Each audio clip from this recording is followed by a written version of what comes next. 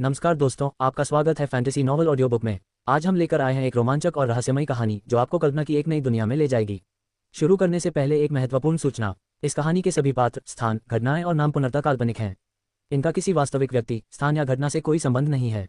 यदि कोई समानता पाई जाती है तो वह मात्र संयोग होगी। तो बिना किसी देरी के आइए शुरू करते हैं आज की शानदार कहानी। अध्याय 981, कुछ ईमानदारी दिखाएं। शीपिंग और शीफी द्वारा ये यून और उसके साथियों के लिए मुश्किलें खड़ी करते देख शुई निंगशुंग थोड़ी नाराज हो गई। वह लंबे समय से फेलिसिट रेन लॉर्ड का अनुसरण कर रही थी, इसलिए वह फेलिसिट रेन लॉर्ड और अमर वर्षा संप्रदाय के बीच की अनबन से भली भांति परिचित थी। इसी कारण अमर वर्षा संप्रदाय के बारे में उसकी राय भी अच्छी नहीं थी। हे दिव्य प्रभु, आपने बूढ़े चांगशेंग के सुझाव को क्यों मान लिया? वह स्पष्ट रूप से इस अवसर का उपयोग अपने अमर वर्षा संप्रदाय का प्रदर्शन करने के लिए करना चाहता है। अब आपने जो किया है वह पूरी तरह से उसकी इच्छा के अनुरूप है। शुई निंगशुंग ने आनंदमय वर्षा स्वामी को एक संदेश भेजा। फेलिसिट रेन लॉर्ड ने मुस्कुराते हुए कहा, इस तरह के दिखावटी व्यवहार का क्या मतलब है? अगर वह दिखावा करने में सफल भी हो जाता है तो क्या फर्क पड़ता है? इसके विपरीत, क्या आपको नहीं लगता कि इस मामले पर यियून की प्रतिक्रिया काफी दिलचस्प होगी? जब कोई योद्धा 12 एम्पायरियन स्वर्गों में विचरण करता है तो पर्याप्त पृष्ठभूमि न होने पर उसके लिए कठिन समस्याओं का सामना करना बहुत आसान हो जाता है। उदाहरण के लिए, जब कोई महाशक्तिशाली गुट आपको निशाना बनाता है तो ऐसी स्थिति से कैसे निपटा जाए? किसी गुट का दुश्मन बनने पर वो गुट आपसे बदला लेने की कोशिश करेगा। ऐसा सोचना अपनी ताकत को जरूरत से ज्यादा आंकना होगा। लेकिन अगर आप लगातार सहनशीलता और धैर्य बनाए रखते हैं तो दूसरा पक्ष आपकी 1 इंच की ताकत का फायदा उठाकर दूसरी 1 इंच की ताकत बढ़ाने की कोशिश करेगा। इससे न सिर्फ आपको चुपचाप सब कुछ सहना पड़ेगा और आपके विचारों की आज़ादी खत्म हो जाएगी, बल्कि दूसरा पक्ष आपको कमजोर और आसानी से दबने वाला समझने लगेगा।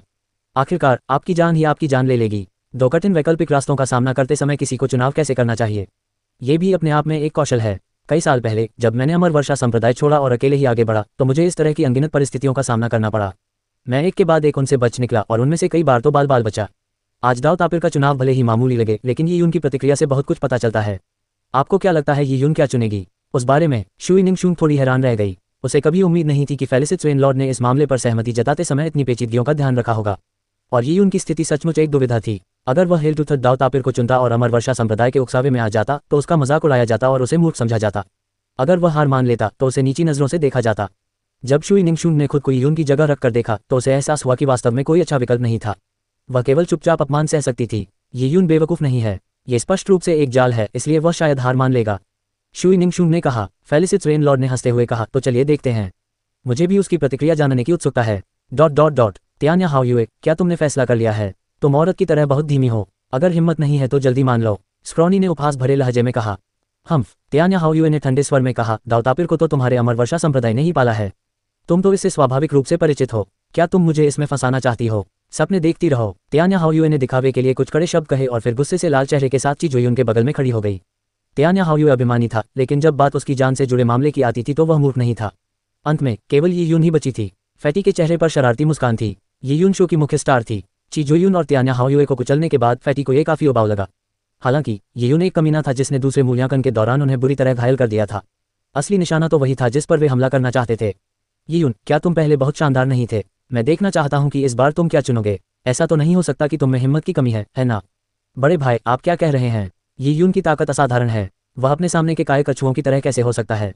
शीपिंग और शीफी ने व्यंग्य से भरे शब्दों में एक दूसरे की बात दोहराई। इससे चीजुई की हत्या करने की इच्छा और भी उग्र हो गई। शीपिंग और शीफी ने चीजुई की ओर अनभिज्ञता दिखाई। वे केवल यियून के तमाशे का इंतजार कर रहे थे। उन्हें विश्वास था कि यियून के चेहरे पर आक्रोश और हताशा का भाव होगा, मानो उसके पास हार मानने के अलावा कोई विकल्प ही न हो। लेकिन उनकी निराशा ही हाथ लगी। यियून ने अपनी ठुड्डी पर हाथ फेरा और फिर शरारती अंदाज में उन दोनों को देखा। उसके चेहरे पर एक ऐसी मुस्कान थी जो कुछ हद तक भयावह लग रही थी। इससे उन दोनों को असहज महसूस हुआ। बदमाश, तुम क्यों मुस्कुरा रहे हो? फैटी ने भौहें चढ़ाते हुए कहा। यियून की मुस्कान ऐसी थी मानो वह किसी मंदबुद्धि व्यक्ति को देख रहा हो।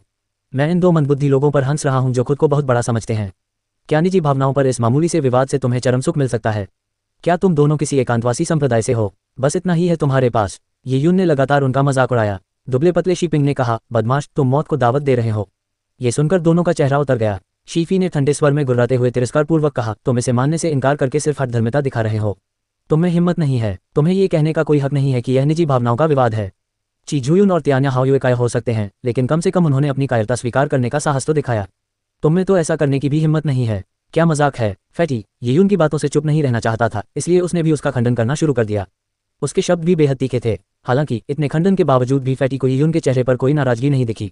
यियून का हावभाव ऐसा लग रहा था मानो सब कुछ उसके नियंत्रण में हो, और इससे फैटी को बहुत गुस्सा आया। तुम इस तरह इतना परेशान क्यों हो रहे हो? चूंकि तुम चाहते हो कि मैं चुनाव करूं, तो क्यों ना तुम मेरी मदद करो। किसी को उम्मीद नहीं थी कि यियून गेंद को वापस उन दोनों की ओर किक करेगा। वह तो शीपिंग और शीफी को ही अपने लिए फैसला करने दे रहा था। यदि उन दोनों ने यी यून को हेल टू दाव तापिर चुनने में मदद की तो यह इस बात को स्वीकार करने के बराबर था कि उनका इरादा यी यून को नुकसान पहुंचाने का था। मगर इससे क्या, अगर शीफी और शीपिंग सचमुच बेशर्म होकर यी यून को हेल टू दाव तापिर चुनने के लिए कहें तो यी यून क्या करेगा? उस विशाल वृक्ष के हॉल में एल्डर दुवानमू और एल्डर शी दोनों घबराए हुए थे। अगर हेल टू दाव तापिर को चुना गया तो यी यून को एक ऐसे दाव तापिर का सामना करना पड़ेगा जिसका उसने पहले कभी सामना नहीं किया था। ये बेहद खतरनाक था और यी यून का दाव डोमेन भी उतना शक्तिशाली नहीं लग रहा था। वह इससे कैसे निपटेगा? अगर यी यून के साथ कुछ भी अप्रिय घटना घटित होती है तो वे लुओ कबीले को क्या जवाब देंगे? जब एल्डर दुवानमू और एल्डर शी चिंतित थे तभी उन्होंने शीफी को बेशर्मी से यह कहते सुना, जूनियर भाई, यी यून असाधारण प्रतिभा के धनी हैं। मैं उनसे बहुत प्रभावित हूँ। वे निश्चित रूप से हेल टू दाव तापिर को चुनौती देने में सक्षम होंगे। मेरी राय में आप हेल टू दाव तापिर को क्यों नहीं चुनते? जब वह बोल रहा था शीफी ने शीपिंग के साथ नजरें मिलाईं। वे एक दूसरे के मन की बात समझ गए। उस मूर्ख ने तो हमें ही अपने लिए चुनने को मजबूर कर दिया। क्या तुम्हें लगता है कि हम तुम्हें नरक के दांतों वाले दाव तापिर को चुनने के लिए मजबूर करने की शर्म बर्दाश्त नहीं कर सकते? कितनी भूली सोच है। तुम मुझसे नरक के दांतों वाले दाव तापिर को चुनने को कहते हो और मुझे उसे चुनना ही पड़ता है। तुम कौन हो? तुम दोनों निसंदेहमंद बुद्धि हो। अगर मेरा कोई बेटा मुझसे इस तरह गिड़गिड़ाता तो शायद मैं उसकी बात मान लेता। क्या तुम दोनों मेरे बेटे हो? मुझे नहीं लगता कि मेरा कोई बेटा तुम दोनों जितना मंदबुद्धि होगा। यी यून ने निर्दयता से उपहास किया। जब शीपिंग और शीफी ने उसे सुना तो उनकी आंखों में क्रोध की आग भड़क उठी। अंततः उन्हें एहसास हुआ कि यी यून उन्हें मूर्ख समझ रहा था। अगर आसपास के लोग न होते तो वे यी यून से युद्ध करने के लिए आगे बढ़ जाते। मैंने पहली बार किसी डरपोक कछुए को इतने न्यायसंगत और आत्मविश्वासपूर्ण तरीके से व्यवहार करते देखा है। अगर आप चुनाव करने की हिम्मत नहीं रखते तो चुनाव मत कीजिए। किसी शातिर भेड़िए की तरह व्यवहार करना बंद कीजिए। बिल्कुल सही। इतनी बकवास करने का क्या फायदा? ची झूयुन के पास जाओ। मूल्यांकन जल्द ही शुरू होने वाला है। वहां समय बर्बाद करना बंद करो। यी यून को शीपिंग और शीफी की गालियों से कोई फर्क नहीं पड़ा। उसने कहा, मेरे लिए कुछ करने की हिम्मत करने या न करने का कोई सवाल ही नहीं है। बात सिर्फ इतनी है कि मैं कुछ करना चाहता हूं या नहीं। मैं दूसरों के बहकावे में आकर कुछ नहीं करना चाहता। तुम दोनों चाहते हो कि मैं हेल टू दाव तापिर को चुनूं और तुम दोनों के कुछ शब्दों से उकसाने पर मुझे तुम्हारी बात सुननी पड़े। मैं तुम्हारी बात क्यों सुनूं? अगर आप चाहते हैं कि मैं चुनूं तो ठीक है, थोड़ी ईमानदारी दिखाए। मैंने पहले कहा था कि अगर मेरा बेटा होता और मुझसे नरक के दांतों वाले दाव तापिर को चुनने के लिए कहता तो मैं स्वाभाविक रूप से सहमत हो जाता। हालांकि आप दोनों काफी बदसूरत हैं, फिर भी अगर आप दोनों घुटने टेक कर 3 बार प्रणाम करें तो मैं अनिच्छा से ही सही आप दोनों से सहमत हो जाऊंगा। या फिर तुम दोनों एक दूसरे को 3 बार थप्पड़ मारो। हर थप्पड़ में युवांची की शक्ति होनी चाहिए और थप्पड़ इतना जोरदार होना चाहिए कि कम से कम उस विशाल वृक्ष के महल तक पहुंच सके।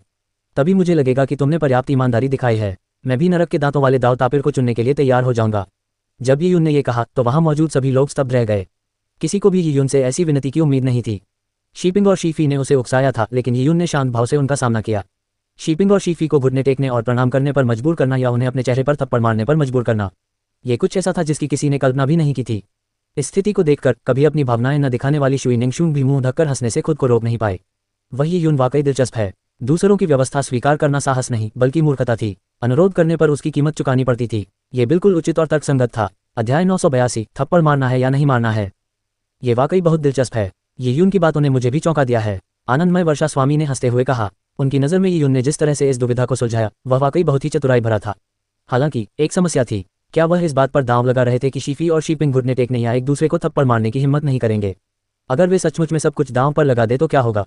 क्या यी यून अपने ताने पर अडिग नहीं हो जाएंगे? उस समय सब लोग शीफी और शीपिंग को देख रहे थे। उनके चेहरे के भाव बेहद विकृत थे। यी यून का अनुरोध सुनने में अतिरंजित लग रहा था लेकिन वास्तव में ऐसा नहीं था। यी यून को हेल टू दाव तापिर को चुनने के लिए राजी करना उसके जीवन को खतरे में डालने जैसा था। जहां तक उनकी बात है, उनके लिए घुटने टेकना या थप्पड़ मारना उनकी गरिमा को मामूली ठेस पहुंचाने जैसा ही था। यी यून को अपंग करने के बदले में उसे थोड़ा अपमानित करना एक बिल्कुल उचित अनुरोध था। यदि वे ऐसा नहीं करते तो वे यी यून को काया होने का दोष नहीं दे सकते थे, और अगर ऐसा हुआ तो वे यी यून को अपंग करने का सबसे अच्छा मौका गंवा देंगे। आखिरकार भविष्य में जब यी यून फेलिसिट रेन लॉर्ड का शिष्य बन जाएगा और फेलिसिट रेन लॉर्ड द्वारा अत्यधिक सम्मानित हो जाएगा तो उनके लिए यी यून को छूना आसान नहीं रहेगा। लेकिन इतने सारे लोगों के सामने घुटने टेक कर प्रणाम करना या एक दूसरे को थप्पड़ मारना, और थप्पड़ इतने जोरदार होने चाहिए थे, ऐसा अनुभव करने के बाद वे भविष्य में कैसे सिर उठा पाएंगे? वे मंदबुद्धि लोगों से कितने अलग होंगे। शीपिंग और शीफी यी यून के अनुरोध को मानने को तैयार नहीं थे। वे सबके सामने अपमानित होने का जोखिम नहीं उठा सकते थे। लेकिन उसी क्षण बूढ़े चांगशेंग की युवांची ध्वनि शीफी और शीपिंग के कानों में गूंजी। यह एक बहुत अच्छा अवसर है। यी यून का जवाब देखने में तो चतुर लग सकता है लेकिन असल में वह अपनी ही कब्र खोद रहा है। जरा सी भी कुर्बानी देने पर उसके पास पीछे हटने का कोई रास्ता नहीं बचेगा। संप्रदाय ने तुम्हें जो मिशन सौंपा है उसे मत भूलो। अगर तुम सच में सफल हो जाते हो तो तुम्हारा भविष्य असीमित होगा। क्या तुम एक छोटी सी कुर्बानी के लिए इसे छोड़ना चाहते हो? उस बारे में ग्रैंड मास्टर अंकल, लेकिन हम उद्धरण चिन्ह। शीफी का मोटा चेहरा सिकुड़ गया था। उसे बेहद दुख हो रहा था। वह ऐसा कैसे कर सकता था? यी यून शीपिंग और शीफी को देखकर मुस्कुरा रहा था। तुम्हें घुटने टेकने या एक दूसरे को थप्पड़ मारने की हिम्मत क्यों नहीं है? तुम्हारी इतनी हिम्मत कैसे हुई मुझे उकसाने की? मुझे तो नरक के दांतों वाले दाव तापिर से भी डर नहीं लगता, जिसके परिणाम अनिश्चित होते हैं और मेरी जान खतरे में होती है, लेकिन तुम में इतनी मामूली बात करने की भी हिम्मत नहीं है। लगता है तुम्हें सिर्फ मुंह चलाना आता है और कुछ नहीं।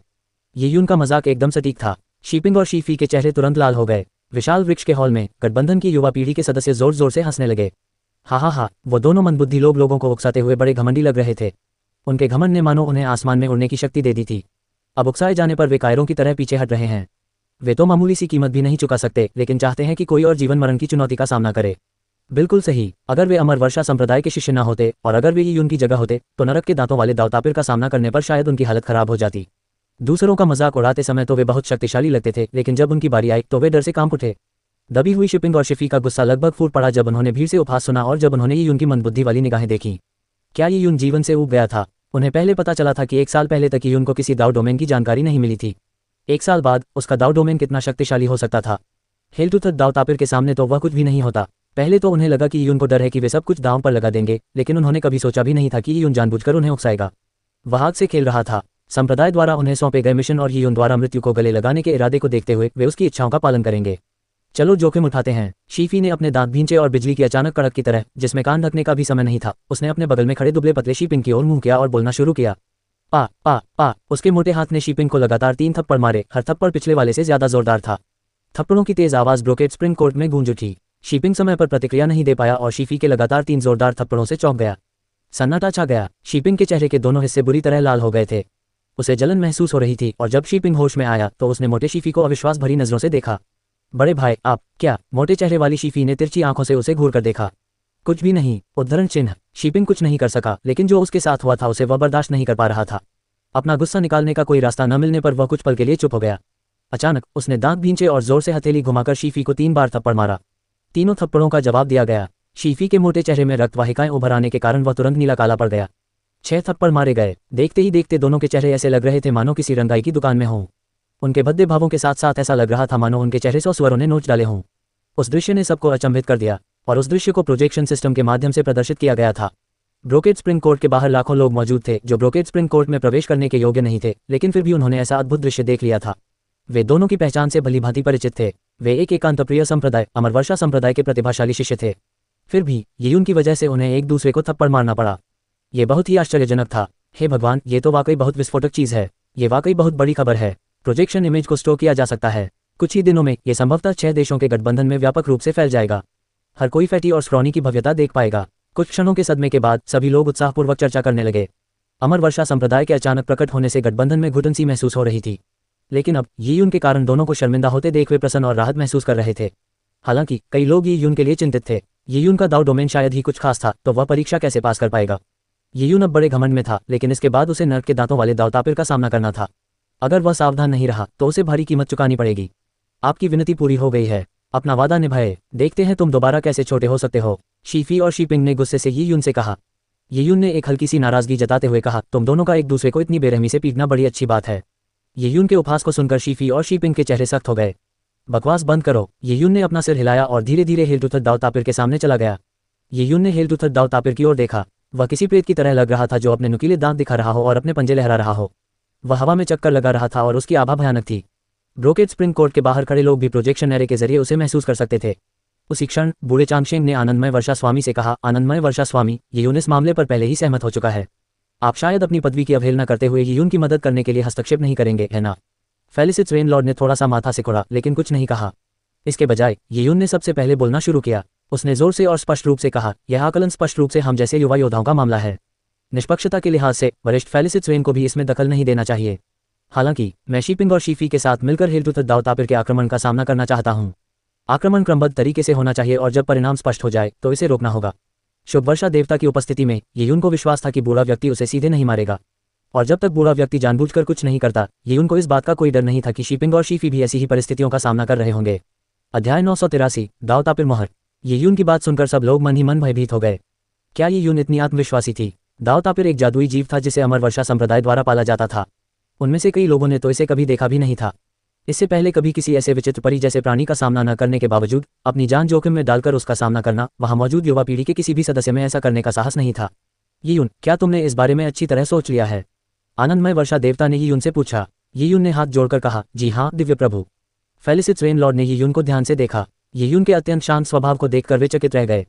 हालांकि फेलिसिस रेनलॉर्ड का मानना था कि एक साधारण किरदार जिसका कोई पूर्व परिचय नहीं था से लेकर आज इस मुकाम तक पहुंचने के बाद वह निश्चित रूप से कोई ऐसा मूर्खतापूर्ण कार्य नहीं करेगा जिससे उसकी जान चली जाए। तो ठीक है, फेलिसिस रेनलॉर्ड धीरे धीरे खड़े हुए और बोले, दावतापिर के अंदर मोहरें लगी हुई हैं। जैसे जैसे ये मोहरें एक एक करके खुलेंगी, दावतापिर और भी अधिक शक्तिशाली विनाशकारी शक्ति छोड़ेगा। जब ये शक्ति आप पर प्रभाव डालती है तो यह आपके शरीर में मौजूद दाव के चिन्हों और दाव प्रतीकों को नष्ट कर देगी और फिर दाव को सोख लेगी। इस विनाशकारी शक्ति का प्रतिरोध करने का तरीका यह है कि आप अपने दाव को एक परिपूर्ण प्रणाली में रूपांतरित होने दें। जब आपका दाव धीरे धीरे पूर्णता प्राप्त करते हुए आपके शरीर में विलीन हो जाता है तो आपका दाव क्षेत्र अधिक शक्तिशाली हो जाता है। तब पतन की संभावना कम हो जाती है, जिससे दावतापिर आपके द्वारा बोधित दाव को सोखने में विफल हो जाता है। आनंदमय वर्षा देव ने धैर्यपूर्वक समझाया। ये स्पष्टीकरण मुख्य रूप से यियून और ची झुयुन के लिए था। दावतापिर का प्रतिरोध करना जानने से उन्हें शुरुआत में घबराहट से बचने में मदद मिलेगी। मैं जिस दावतापिर का पालन पोषण करता हूँ उसका नाम श्याओ है। मैं श्याओ की पहली मुहर जारी करूंगा ताकि आप धीरे धीरे इसका अनुभव कर सकें। जैसे ही आनंदमय वर्षा स्वामी ने बोलना शुरू किया, उसने एक ऐसा प्रतीक चिन्ह उत्पन्न किया जो दावतापिर की छाया में प्रवेश करने से पहले पानी की लहरों की तरह फैल गया। दावतापिर अचानक हिल गया क्योंकि उससे एक खतरनाक आभा निकल रही थी। भले ही दावतापिर का पालन पोषण आनंदमय वर्षा स्वामी द्वारा किया गया था, फिर भी उसमें बर्फीली ठंडी हत्या की मंशा वाली आभा थी। तुरंत ही ची झुयुन और तियान्या हाओयुए के दिल कांप उठे। उन्हें ऐसा महसूस हो रहा था मानो कोई विनाशकारी शक्ति उनके पूरे अस्तित्व पर हावी हो रही हो। ऐसा अनुभव उन्होंने अपने जीवन में पहले कभी नहीं किया था। ऐसा लग रहा था मानो उनके शरीर का सारा खून खींच रहा हो, मानो वह उनके शरीर से बाहर निकल जाएगा। ची झुयुन अपने दाव डोमेन को सक्रिय करना चाहता था, लेकिन कुछ क्षण के लिए अपनी स्थिति का सावधानीपूर्वक आकलन करने के बाद उसे एहसास हुआ कि वह इसका सामना कर सकता है। दावतापिर की आभा धीरे धीरे मजबूत होती जा रही है, लेकिन यह मेरी सहनशीलता की सीमा से अधिक नहीं हुई है। ची झुयुन ने इस बात को समझा। उसने विशाल वृक्ष के कक्ष में स्थित आनंदमय वर्षा देवता की ओर देखा और तुरंत कुछ समझ गया। आनंदमय वर्षा देवता उन्हें आकलन के अनुकूल होने का समय दे रहे थे। उन्होंने जानबूझकर दावतापिर की अनेक मोहरों में से पहली मोहर हटाई थी। वे चाहते थे कि वे समझें कि दावतापिर द्वारा उनके दाव को निगलने पर कैसा अनुभव होता है, ताकि वे घबरा न जाएं। यियून के मन में भी कुछ ऐसा ही विचार आया। विनाशकारी शक्ति धीरे धीरे तीव्र होती जा रही थी। वह अपनी चेतना को मुक्त करके इसका अनुभव कर सकता था और साथ ही ची झुयुन की प्रतिक्रिया का अवलोकन भी कर सकता था। ची झुयुन द्वारा दावतापिर के प्रतिरोध से कुछ अनुभव प्राप्त करने से वह आसानी और जोश के साथ दावतापिर का सामना कर सकेगा। महाराज चाचा, चलिए हम भी शुरू करते हैं। स्थिति को समझते हुए शीफी ने घबराए हुए लहजे में बूढ़े चांगशेंग से कहा। शुभ वर्षा स्वामी यियून को दावतापिर से परिचित होने दे रहे थे और यह बात शीपिंग और शीफी को स्पष्ट थी। यद्यपि वे यह मानने को तैयार नहीं थे कि यियून एक साल के छोटे से समय में एक शक्तिशाली दाव डोमेन को समझ सकता है, फिर भी उन्होंने यियून को सफलता की संभावना बढ़ाने का कोई मौका देने से साफ इनकार कर दिया। आखिरकार यियून को बेहद खतरनाक हेलटूथ दावतापिर का सामना करवाने के लिए उन्होंने एक दूसरे को थप्पड़ मारने की कीमत चुकाई थी। उन्होंने ये काम सार्वजनिक रूप से किया था, जिसके प्रोजेक्शन इमेज बाहर लाखों लोगों को दिखाए गए थे। उन्हें यह सुनिश्चित करना था कि यियून को उनसे भी कहीं अधिक भारी कीमत चुकानी पड़े। शी चांगशेंग ने यियून की ओर देखा और ताना मारा। मैं तुम्हें दावतापिर की विनाशकारी शक्ति का अनुभव करने का मौका कैसे दे सकता हूँ?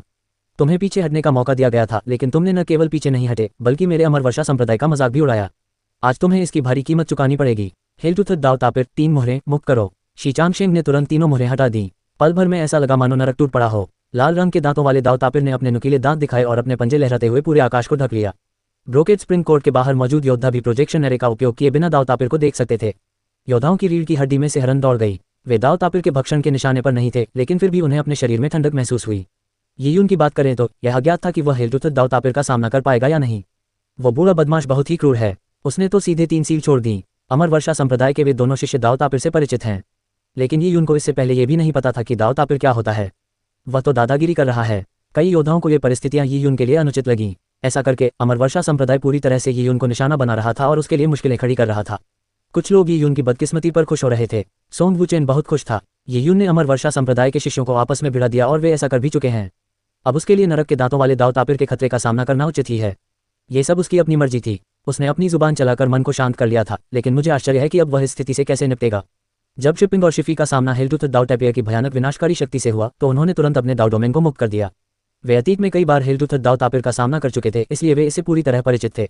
अपने दाव डोमेन में वे अधिक चट्टानों की तरह खड़े थे। हेलटूथ दावतापिर लगातार उनके दाव डोमेन को निगलने का प्रयास कर रहा था, लेकिन उनके दाव डोमेन अभेद्य थे क्योंकि उनके 2 दाव डोमेन एक में विलीन हो गए थे।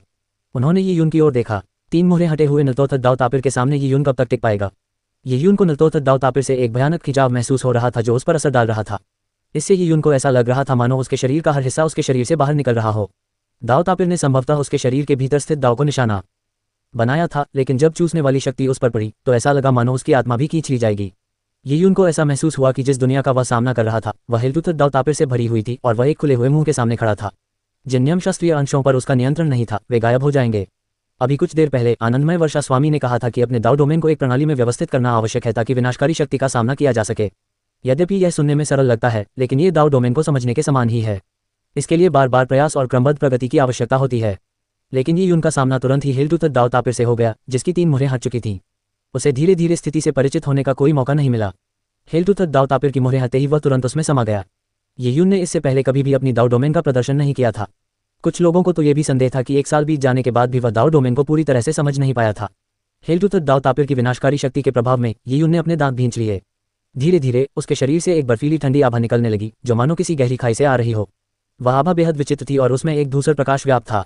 ये प्रत्यक्ष रूप से दिखाई नहीं दे रही थी, लेकिन इसने विनाशकारी शक्ति को रोकने में कामयाबी हासिल की। वह धूसर प्रभामंडल क्या है? क्या वह ये यून का दाव डोमेन है? दाव डोमेन, ये तो वैसा नहीं लगता। अध्याय 984, वर्षा का दाव क्षेत्र। लोग ये यून से निकलने वाले धूसर प्रभामंडल को उत्सुकता और विस्मय से देख रहे थे। एक दाव डोमेन तब उत्पन्न होता है जब किसी योद्धा की दाव की समझ एक निश्चित स्तर तक पहुंच जाती है। जब उनके नियम एक छोटी दुनिया का निर्माण करने में सक्षम हो जाते हैं, तो उनके शरीर के चारों ओर एक छोटा सा स्थान विशाल दुनिया से अलग होकर एक दाव डोमेन का निर्माण करता है। ये यून के धूसर प्रभामंडल की बात करें तो ऐसा प्रतीत नहीं होता था कि वह अपनी कोई अलग दुनिया बना रहा हो। ये दाव डोमेन के बारे में आम धारणा से बिल्कुल अलग था, लेकिन बेहद विचित्र रूप से धूसर प्रभामंडल हेलटूथ दाव तापिर की विनाशकारी शक्ति का सामना करने में सक्षम था। ये कौन सा दाव है? शीफी आश्चर्यचकित रह गया। उसने व्यंग्य करते हुए कहा, इससे कोई फर्क नहीं पड़ता कि यह कौन सा दाव है। ये तो बस शुरुआत है। अपाहिज बनने के लिए तैयार रहो। शीपिंग और शीफी की आभा की तीव्रता बढ़ती जा रही थी। उनके चारों ओर तुरंत ही धुंध भरी बारिश वाला एक क्षेत्र प्रकट हो गया। वर्षा का दाव क्षेत्र। वर्षा के दाव क्षेत्र में वर्षा की प्रत्येक बूंद दाव का संघनन थी। जल की बूंदें उनके शरीर द्वारा उत्पन्न होती थीं और फिर उनके शरीर में वापस लौट जाती थीं। यह एक ऐसा जल चक्र था जो स्वयं को दोहराता था। नरक के दांतों वाले दाव तापिर की विनाशकारी शक्ति अनंत थी, लेकिन वह इस चक्र को तोड़ नहीं सकती थी। बारिश के पानी की शक्ति शाश्वत थी। लोग देख सकते थे कि शीपिंग और शीफी के आसपास का वातावरण एक विशाल इकाई में विलीन होकर एक बरसाती दुनिया का निर्माण कर रहा था।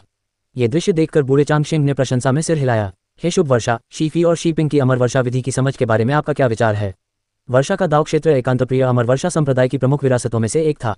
यहाँ की वर्षा सामान्य अर्थों में नहीं थी। ये दिव्य दाव अमर वर्षा थी। इसकी हर बूंद संसार के सार से संघनित अमृत के समान थी।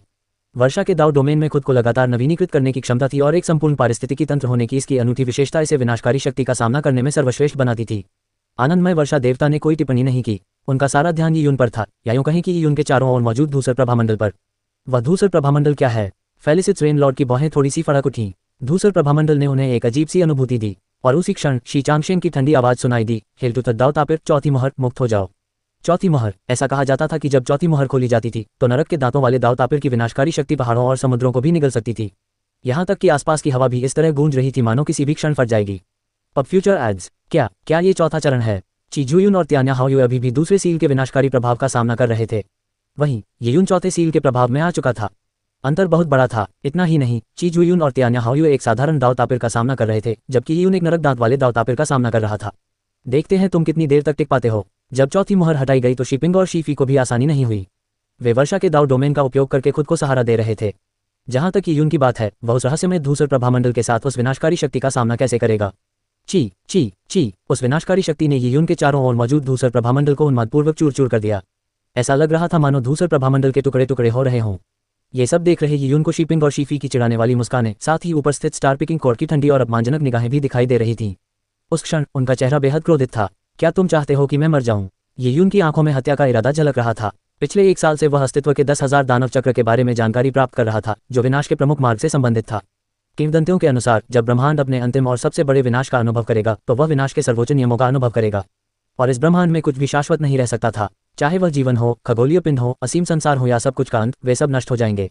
यदि अराजकता दाव की शुरुआत थी तो अंतिम विनाश दाव का अंत था। अंतिम विनाश के दिन स्वयं दाव का भी नाश हो जाएगा। यहाँ तक कि यून भी इस तरह के रहस्यमय महान सर्वोच्चता के सिद्धांत को केवल थोड़ा बहुत ही समझ पाया था। मेजर दाव ऑफ डिस्ट्रक्शन के उस अंश के साथ यून के लिए मेजर डिस्ट्रक्शन दाव डोमेन का निर्माण करना अत्यंत चुनौतीपूर्ण था। इसके अलावा इसमें उसकी बहुत सारी ऊर्जा और सहनशक्ति खर्च हो जाती थी। जिस क्षण विनाश के महाशक्ति का प्रकटीकरण हुआ, उस समय यून को जिस भी विनाशकारी शक्ति का अनुभव हुआ वह उसके लिए एक हल्की हवा के झोंके के समान थी।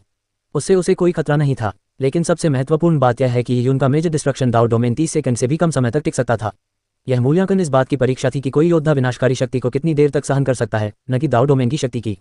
अब फ्यूचर एड्स। 30 सेकंड से भी कम समय में वह इसका उपयोग करने के बाद थक जाएगा। और जब ऐसा होगा तो यून दाव डोमेन की सुरक्षा खो देगा और हेलटूथ दाव तापिर की विनाशकारी शक्ति का सामना करने में असमर्थ हो जाएगा। उस क्षण विनाशकारी शक्ति की तीव्रता बढ़ती जा रही थी, मानो उसके आसपास के क्षेत्र में तूफान आ गया हो। यून उस तूफान का अनुभव कर रहा था और उसके चारों ओर का धूसर प्रभामंडल क्षणभंगुर प्रतीत हो रहा था। यह एक भयंकर तूफान में फंसी एक छोटी नाव की तरह था। हालांकि धूसर प्रभामंडल ध्यान खींचने वाला नहीं था, लेकिन हर कोई जानता था कि यून जिस विनाशकारी शक्ति का अनुभव कर रही थी वह कितनी भयानक थी। साधारण दाव तापिर के आकलन से उसकी स्थिति की तुलना करने पर यह स्पष्ट हो गया। उस समय साधारण दाव तापिर की तीसरी मुहर खुल चुकी थी। उसकी शक्तिशाली भक्षण शक्ति का सामना तियान्या हाओ युए अब नहीं कर सकती थी। जहां तक ची झुयुन की बात है, उसने अपने शूरा दाव डोमेन के दिव्य दानव रूप को सक्रिय कर लिया था। वह पूरी ताकत से लड़ रहा था। हालांकि ची झुयुन के सामने खून का एक उफनता हुआ सागर था, जिसमें से भयानक चीखें आ रही थीं, लेकिन वह धीरे धीरे विनाशकारी शक्ति द्वारा भस्म हो रहा था। सभी जानते थे कि ची झुयुन अपने शक्तिशाली दाव डोमेन के लिए प्रसिद्ध था, लेकिन फिर भी 3 मुहरें खुल चुकी एक साधारण दाव तापिर का सामना करते समय वह अपनी सीमा पर पहुंच चुका था।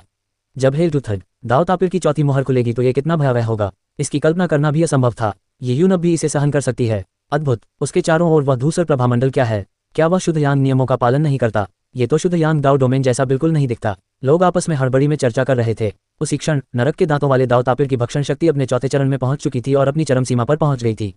भयानक दाव तापिर का मुंह ऐसा लग रहा था मानो वह यून को पूरी तरह निगल जाएगा। यून को ऐसा लग रहा था मानो उसका सारा खून निकल रहा हो। उसने विनाशकारी शक्तियों का सामना करने के लिए विनाश के नियमों का इस्तेमाल किया था, लेकिन ये कोई दाव डोमेन नहीं था। इसके प्रभाव की एक सीमा होती है, इसलिए वह जानता था कि वह तेजी से अपनी सीमा तक पहुंच रहा है। बदमाश, तुम्हारा दाव डोमेन पहले से ही तुम्हारे शरीर की सतह से सटा हुआ है, फिर भी तुम मरे नहीं हो। यून से कुछ ही दूरी पर शीफी का मोटा शरीर कांप रहा था, मानो वह किसी तूफान में बह जाने वाला हो। तुम बस अपनी आखिरी सांसें गिन रहे हो। मुझे नहीं लगता कि तुम 5वीं मुहर खुलने तक जीवित रह पाओगे। जैसे ही शीफी ने बोलना शुरू किया, उसने शीपिंग के साथ निगाहें मिलाईं। जैसे जैसे उनके चारों ओर वर्षा के दाव डोमेन धीरे धीरे आपस में विलीन होने लगे, वे एक दूसरे के करीब आते गए। वर्षा वाले दोनों क्षेत्र आपस में मिल गए थे। जैसे ही बारिश में बदलाव आया, बारिश का दाव क्षेत्र और अधिक विस्तृत हो गया। बारिश की विशाल चादर ने आकाश से बरसती विनाशकारी शक्ति का सामना करते हुए शीफी और शीपिंग की रक्षा की। हालांकि इस तरह के दृश्य को देखकर 6 देशों के गठबंधन के लोगों ने उन्हें कोसना शुरू कर दिया। क्या वे दोनों मिलकर काम करने वाले हैं? उनमें जरा भी शर्म नहीं है। क्या उन्होंने विनाशकारी शक्ति का सामना करने के लिए एकजुट होकर काम किया? ये कैसी क्षमता है? अध्याय 985, हर चीज का आत्मसातकरण। क्या नरक के दांतों वाले दाव तापिर की विनाशकारी शक्ति का सामना करने के लिए एकजुट होना नियमों का उल्लंघन नहीं है? किसी ने आपत्ति जताई। हालांकि उस विशाल वृक्ष के हॉल में आनंदमय वर्षा स्वामी ने कोई टिप्पणी नहीं की। इसके बजाय सोंग वुचेन ने बोलना शुरू किया। उन्होंने कहा, इन दोनों को संयुक्त शक्ति नहीं माना जा सकता। ये दोनों एक ही विनाशकारी शक्ति का सामना कर रहे हैं। अगर ये दोनों मिलकर काम करें तो उन्हें दुगुनी विनाशकारी शक्ति का सामना करना पड़ेगा, इसलिए साथ मिलकर काम करने से कठिनाई कम नहीं होगी। हालांकि वर्षा के दाव डोमेन की अनूठी क्षमता सम्मिलन है। जब दाव डोमेन आपस में जुड़ते हैं तो परिणामी दाव डोमेन की शक्ति और भी अधिक शक्तिशाली हो जाती है। अमर वर्षा संप्रदाय में दाव डोमेन का संयोजन अपने आप में एक युद्ध रणनीति थी। अमर वर्षा संप्रदाय के कुछ शिष्य जो संयुक्त आक्रमणों में निपुण थे, एक मुकाबले में प्रतिद्वंद्वी का मुकाबला नहीं कर पाते थे। लेकिन यदि वे इसी तरह के 2 बनाम 2 मुकाबले में एकजुट हो जाते तो उन्हें लाभ होता, और जब 3 बनाम 3 मुकाबले होते तो वे एक तरफा जीत हासिल कर सकते थे। जब अमर वर्षा संप्रदाय के शिष्य संप्रदाय से बाहर निकलते थे, जैसे कि रहस्यमय लोगों की खोज में, तो वे अक्सर टीम में सहायक की भूमिका निभाते थे। एक उत्कृष्ट अमर वर्षा संप्रदाय का शिष्य अपनी दाव विद्या का उपयोग करके अन्य गैर अमर वर्षा संप्रदाय के योद्धाओं के साथ एकाग्र हो सकता था। ऐसा करने से उनकी युद्ध शक्ति केवल उन दोनों की संयुक्त शक्ति से कहीं अधिक हो जाती थी। हालांकि अमर वर्षा संप्रदाय के शिष्य समर्थन देने में निपुण थे, इसका यह अर्थ नहीं था कि उनकी युद्ध शक्ति कमजोर थी।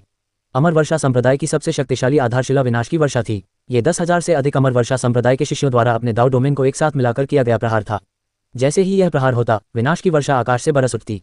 वर्षा की हर बूंद दाव से संघनित होती थी। यह अत्यंत भयावह था। फेलिसिस रेन लॉर्ड आखिरकार अमर वर्षा संप्रदाय से थे। उन्होंने भी अपने शिष्यों को वर्षा सम्मेलन का मार्ग सिखाया था, इसलिए मूल्यांकन में ऐसी स्थिति का प्रकट होना स्वाभाविक रूप से नियमों का उल्लंघन नहीं माना गया। ये वर्षा के दाव डोमेन की क्षमता थी। अपने दाव डोमेन के विलय के बाद शीपिंग और शीफी की शक्ति कई गुना बढ़ गई। वे दोनों साथ पले बड़े थे, इसलिए वे लंबे समय से एक साथ मिलकर बेहतरीन प्रदर्शन करने में सक्षम थे। बूढ़े चांगशेंग ने स्वाभाविक रूप से इस अवसर को हाथ से जाने नहीं दिया। उन दोनों को तैयार देखकर उन्होंने एक बार फिर एक और मुहर जारी की, 5वीं मुहर। जैसे ही मुहर टूटी, विनाशकारी शक्ति और भी अधिक तीव्रता से उमड़ पड़ी।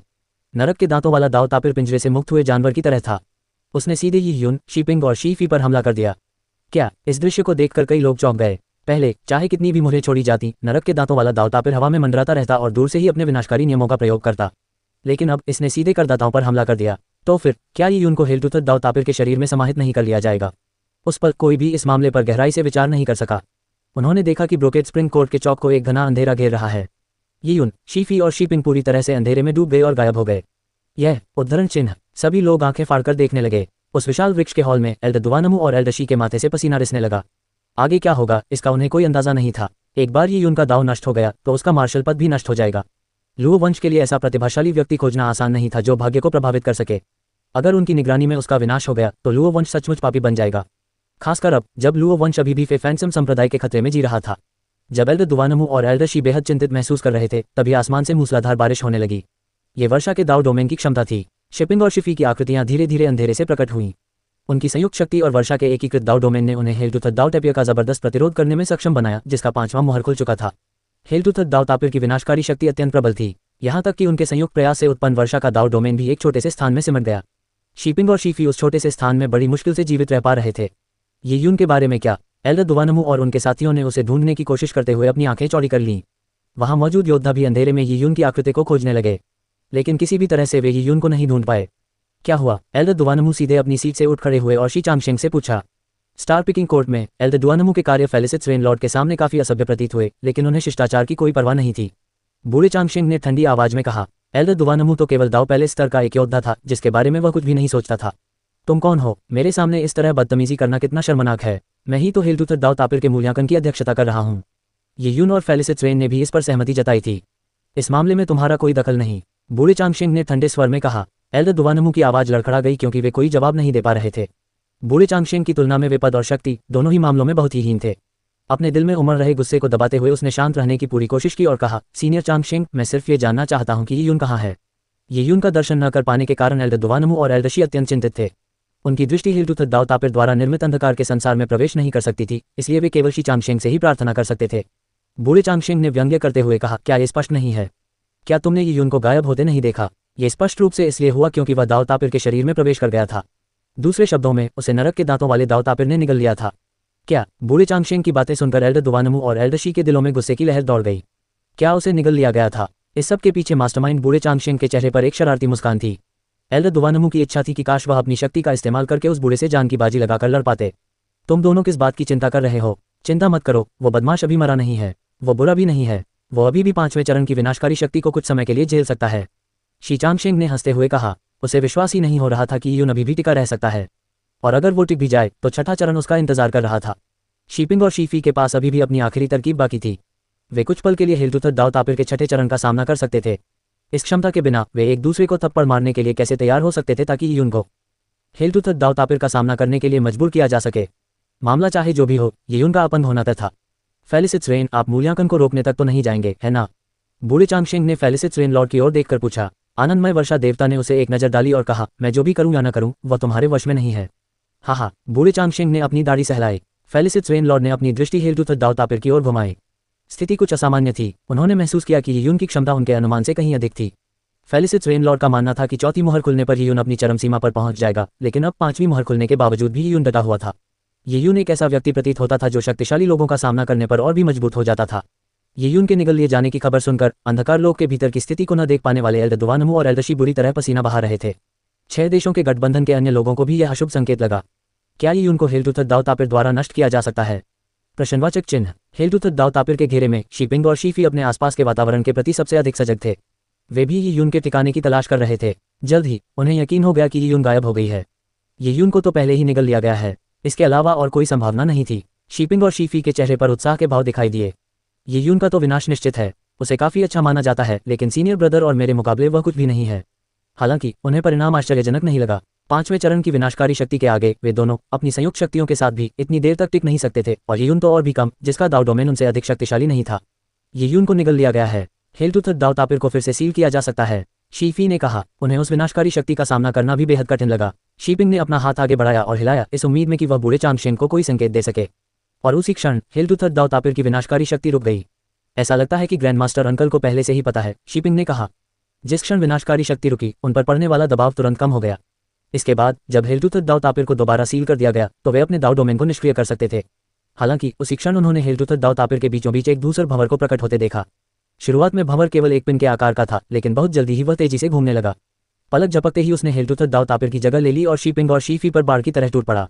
वह क्या है? क्या ऐसा हो सकता है कि 6ठी मोहर खुल गई हो? अमर वर्षा संप्रदाय क्या सोच रहा है? ये यून को तो निगल लिया गया है, अब 6ठी मोहर खोलने का कोई सवाल ही नहीं उठता। वे साफ तौर पर ये यून को मारना चाहते हैं। कितना घिनौना है। क्या सीनियर फेलिसिस रेन इसे रोकने वाली नहीं है? एक तरफ तो आकलन की बात थी, लेकिन अगर उन्होंने जानबूझकर कठिनाई बढ़ा दी जब यून ऐसा प्रतीत हुआ कि वह इसे सहन नहीं कर सकता, तो ये जानबूझकर की गई हत्या थी। 6 देशों के गठबंधन के लोग अपशब्दों की बौछार करने लगे, लेकिन उसी क्षण उन्हें एहसास हुआ कि आनंदमय वर्षा स्वामिता से मज नहीं हुए थे। उन्होंने किसी भी प्रकार की निंदा नहीं की, जबकि उनके बगल में खड़े शी चांगशेंग के चेहरे पर घृणास्पद भाव थे। 6ठी मोहर, उन्होंने इसे बिल्कुल भी नहीं खोला। पलक झपकते ही हेलटूथत दाव तापिर में मौजूद धूसर भंवर तेजी से फैल गया। बूम! यह अचानक एक भूरे रंग के बवंडर में बदल गया जो बेतहाशा इधर उधर घूमता रहा। आकाश में बरस रही बारिश को बवंडर ने निगल लिया और उसे धुंध में बदल दिया। यह अप्रत्याशित था जब घुमावदार बारिश धूसर बवंडर का हिस्सा बन गई।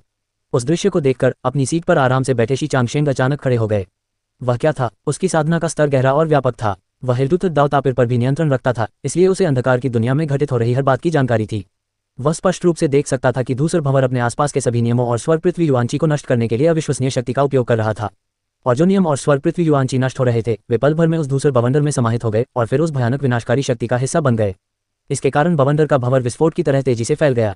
वो बवंडर अपने लंबे जीवन में शी चांगशेंग ने पहली बार ऐसा भयानक दृश्य देखा था।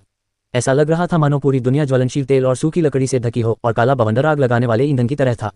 इसने दुनिया को रोशन कर दिया, जिससे दुनिया की हर चीज़ विनाशकारी आग में तब्दील हो गई। आग इतनी तेजी से फैल रही थी मानो इसे रोकना नामुमकिन हो। यहाँ तक कि शी चांगशेंग को भी आशंका होने लगी, अगर आग ऐसे ही फैलती रही तो क्या होगा? यदि यह अपने आसपास की हर चीज़ को आत्मसात कर ले, उसे अपना हिस्सा बना ले, तो यह और भी अधिक शक्तिशाली हो जाएगा। आत्मसात करने की शक्ति जितनी अधिक होगी उतनी ही अधिक संभावना है कि यह अंततः दुनिया को आत्मसात कर लेगा और उसे विनाश में बदल देगा। केवल शी चांगशेंग ही आश्चर्यचकित नहीं थे, बल्कि आनंदमय वर्षा स्वामी भी चिंतित हो गए थे। 10,000 परियों के स्वर्ग के दिव्य स्वामी होने के नाते वे बहुत ज्ञानी थे, लेकिन इस विचित्र नियम ने आनंदमय वर्षा स्वामी को भी आश्चर्यचकित कर दिया। उन्होंने भी वही सोचा जो शी चांगशेंग सोच सकते थे, लेकिन चाहे वो आनंदमय वर्षा देवता हो या शी चांगशेंग, उनमें से किसी ने भी यह सोचने की हिम्मत नहीं की कि विनाश की शक्ति सचमुच हजारों लोगों में या यहाँ तक कि 12 स्वर्गों में भी फैल सकती है। एक अकेले लोग की तो बात ही छोड़िए, ये सब कुछ नष्ट कर देगी। ये वे प्रमुख विनाश के नियम थे जो ब्रह्मांड का अंत कर सकते थे, जिन्हें 12 स्वर्गों के योद्धाओं में से कोई भी समझ नहीं पाया था। बेशक यियुन की साधना के स्तर को देखते हुए ऐसी विनाशकारी शक्ति उत्पन्न करना असंभव था जो 12 स्वर्गों को पूरी तरह से नष्ट कर दे। उसके आसपास जो कुछ भी था उसे नष्ट करने के लिए उसकी शक्ति ही पर्याप्त थी। आकाश की बारिश गायब हो गई है, बादल भी चले गए हैं। विशाल वृक्ष के कक्ष में युवा पीढ़ी के एक योद्धा ने विस्मय व्यक्त किया। उस क्षण अंधकार की दुनिया में न केवल हेल्टुथत दाव तापिर की शक्ति विनाशकारी शक्ति द्वारा आत्मसात की जा रही थी, बल्कि शीपिंग और शीफी के वर्षा के दाव डोमेन को भी विनाशकारी शक्ति द्वारा आत्मसात किया जा रहा था। अध्याय 986 कीमत। शिफी और शिपिंग पहले से ही संघर्ष कर रहे थे जब 5वीं मोहर खुल गई। विनाशकारी शक्ति के अचानक आक्रमण से उनके संयुक्त प्रयासों से निर्मित वर्षा का दाव डोमेन आग की लपटों में जलते कागज की तरह बिखर गया। प्रचंड विनाश की शक्तियों के सामने चाहे वह वर्षा का मिश्रण हो या जलचक्र की निरंतरता, सब कुछ अर्थहीन हो गया। वे नष्ट हो गए। क्या चल रहा है? शीफी और शीपिंग असहाय होकर देखते रहे। जैसे ही धूसर रंग का भंवर बारिश की परतों को चीरता हुआ आगे बढ़ा, उनके चेहरे के भाव अचानक बदल गए। वे हेल्टुथत दाव तापिर की विनाशकारी शक्ति के दायरे में थे और एक बार जब उनका दाव डोमेन नष्ट हो गया तो परिणाम स्पष्ट हो जाएगा। ग्रैंड मास्टर अंकल क्या कर रहे हैं? ये तो छठी मोहर के खुलने जैसा नहीं लग रहा। शीफी का गोल मटोल चेहरा कांप रहा था। विनाश की शक्ति के आगे वह अत्यंत असहाय महसूस कर रहा था। उसे ऐसा लग रहा था मानो वह तूफान में फंसी एक छोटी सी नाव हो और वह किसी भी क्षण पलट सकती हो। उसे अब भी समझ नहीं आ रहा था कि वह धूसर भंवर क्या है। उसने बूढ़े चांगशेंग की ओर विनती भरी नजरों से देखा। उनके दाव डोमेन को तेजी से नष्ट होते हुए देखकर, जबकि वे मृत्यु की प्रतीक्षा कर रहे थे, वह निराशा से भर गया था। अंततः बूढ़े चांगशेंग का धैर्य टूट गया। भला वह अपने शिष्यों की अनदेखी कैसे कर सकता था, खासकर तब जब वे एक खतरनाक स्थिति में थे। उसने अपने हाथों से कुछ मुद्राएं बनाईं। जैसे ही स्वर्ग पृथ्वी युआंची एकत्रित हुई, उससे जल की बूंदें बन गईं। वह शीपिंग और शीफी को बचाने के लिए कार्रवाई करने ही वाला था, लेकिन उसी क्षण एक धमाके के साथ शी चांगशेंग के हाथ में मौजूद पानी की बूंदें धुंध में बदल गईं। शी चांगशेंग ने आश्चर्य से अपना सिर फेलिसिस रेनलॉर्ड की ओर घुमाया। केवल फेलिसिस रेनलॉर्ड ही थे जो आसानी से उनके वर्षा नियमों को भंग कर सकते थे। फेलिसिस रेन, तुम क्या कर रही हो? बूढ़े चांगशेंग ने भौहें चढ़ाते हुए पूछा। शीपिंग और शीफी उनके अमर वर्षा संप्रदाय के प्रतिभाशाली शिष्य थे। इस दुनिया में हर कर्म की एक कीमत होती है, फेलिसिस रेनलॉर्ड ने सहज भाव से कहा। जब उन्होंने किसी दूसरे के जीवन पर दांव लगाया तो उनका जीवन भी दांव पर लगा था। अगर उन्हें ये बात समझ नहीं आई तो वे मार्शल आर्ट के मार्ग पर कैसे आगे बढ़ेंगे? फेलिसिस रेनलॉर्ड के अनौपचारिक लहजे में एक तरह की शीतलता थी। पहले बूढ़े चांगशेंग को डर था कि कहीं वह दखल न दे दे, इसलिए उसने कुछ नहीं किया था। अब बूढ़े चांगशेंग खुद दखल देना चाहते हैं। जाहिर है आनंदमय वर्षा स्वामी इससे सहमत नहीं होंगे। आनंदमय वर्षा स्वामी ने शी चांगशेंग को ठंडी निगाहों से देखा। इससे शी चांगशेंग के दिल में सिहरन दौड़ गई। वह फेलिसिस रेनलॉर्ड की अपार शक्ति के बारे में जानता था। इस तथ्य को नजरअंदाज करते हुए कि शी चांगशेंग की शक्ति धीरे धीरे कम हो रही थी, यहाँ तक कि जब वह अपनी चरम शक्ति पर था तब भी वह फेलिसिस रेनलॉर्ड का मुकाबला करने में बिल्कुल असमर्थ था। शी चांगशेंग ने अपने हाथों से एक और मुद्रा बनाई, लेकिन बारिश की कोई नई बूंदें संघनित नहीं हुई। लेकिन समय शी चांगशेंग का इंतजार कैसे कर सकता था? उस समय शी चांगशेंग हिचकिचाया। पब फ्यूचर एड्स। बूम! नरक के दांतों वाले दाव तापिर की विनाशकारी शक्ति के आवरण में एक विस्फोट की आवाज पूरे दरबार में गूंज उठी। शी चांगशेंग ने देखा कि हेल्टुथत दाव तापिर की अंधकार में दुनिया पूरी तरह से भूरे रंग के भंवर से भर गई थी। हेल्टुथत दाव तापिर की अंधकार में दुनिया लोगों को एक अप्रतिरोध्य अनुभूति प्रदान करती थी, क्योंकि ऐसा लगता था कि वह सब कुछ निगल जाती है।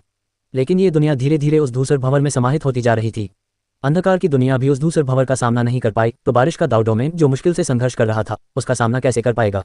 शीपिंग और शीफी बेसब्री से बूढ़े चांगशेंग के आने और उन्हें बचाने का इंतजार कर रहे थे, लेकिन उनकी निराशा में उनके सामने एक भयानक धूसर भंवर आया। उन्होंने अपनी पूरी शक्ति से अपने दाव डोमेन को सशक्त बनाया और अपनी सारी युआंची को मुक्त कर दिया, लेकिन महाविनाश के दाव के सामने कुछ भी मायने नहीं रख सका।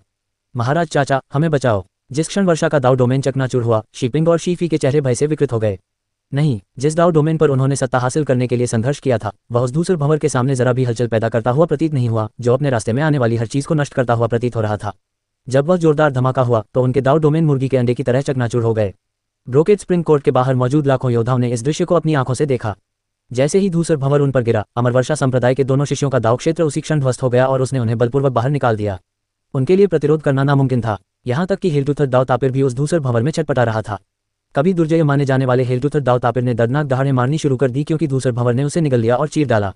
उसके अंधकार में दुनिया गायब हो गई और उसके शरीर का एक छोटा सा हिस्सा भी टूटकर अलग हो गया। ब्रोकेड स्प्रिंग कोर्ट के ऊपर विशाल भूरे रंग का भंवर बेकाबू होकर घूमता रहा, फिर धीरे धीरे सिकुड़ने लगा। अंत में यह एक छोटे से भंवर में तब्दील हो गया और फिर गायब हो गया। तभी अचानक सब लोग लंबे समय तक छाए सन्नाटे से जाग उठे। चारों ओर ठंडी हवा चल रही थी और कई योद्धा खुद को ठंडे पसीने से तरबतर पाकर हैरान रह गए। वह दाव डोमेन सचमुच भयानक था, और उसी क्षण उस धूसर भंवर के गायब होने के स्थान पर एक आकृति प्रकट हुई। ये यून, एल्डर दुवानमू और एल्डर शी उत्तेजित होकर खड़े हो गए।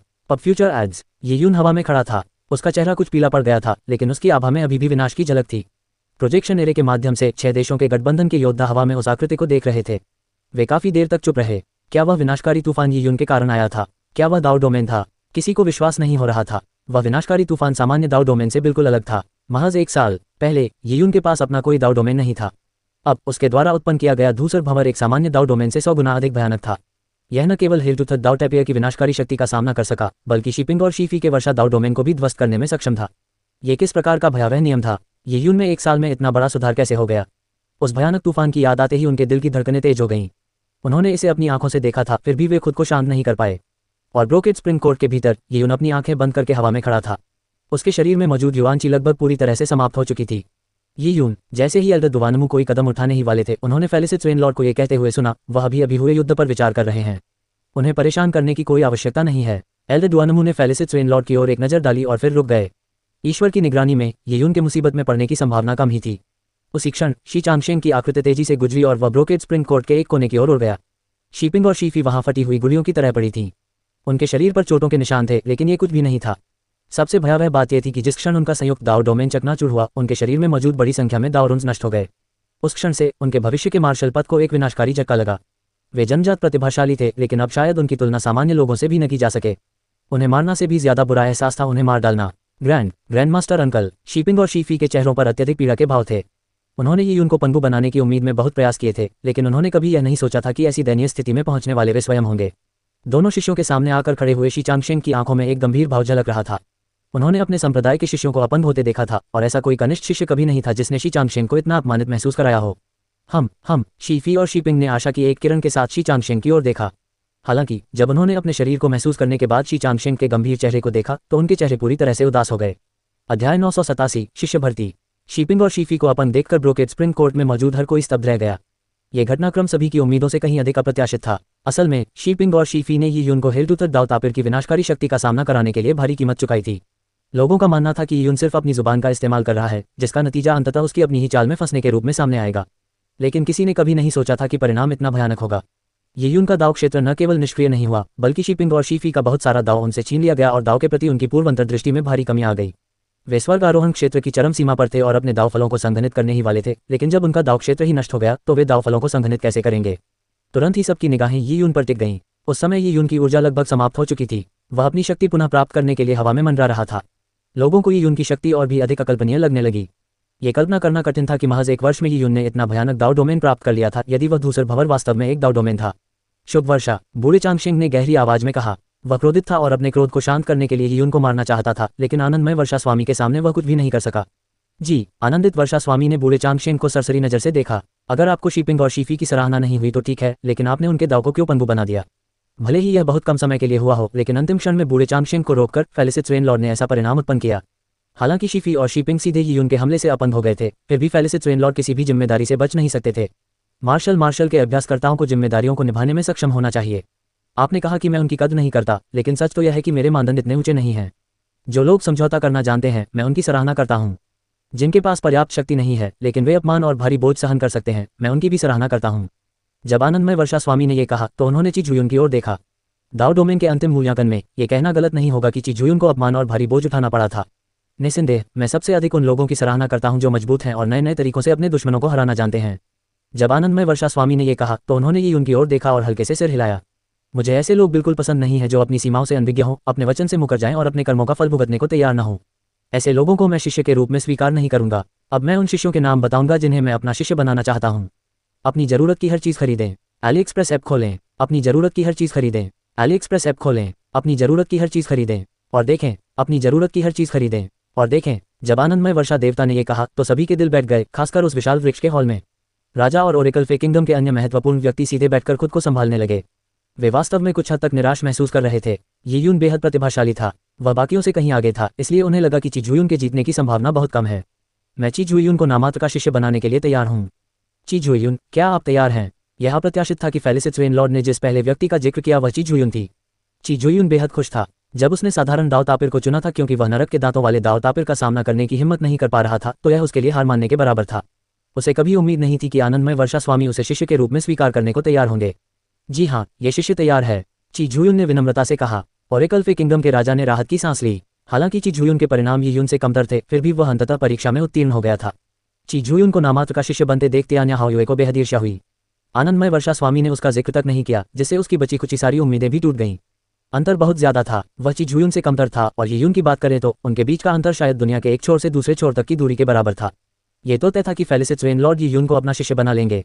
लेकिन लोगों को हैरानी इस बात पर हुई कि फेलिसिस रेनलॉर्ड अपने शिष्यों की घोषणा तो कर रहे थे, लेकिन उन्होंने ची जुयून और ये यून के नाम एक साथ क्यों नहीं लिए?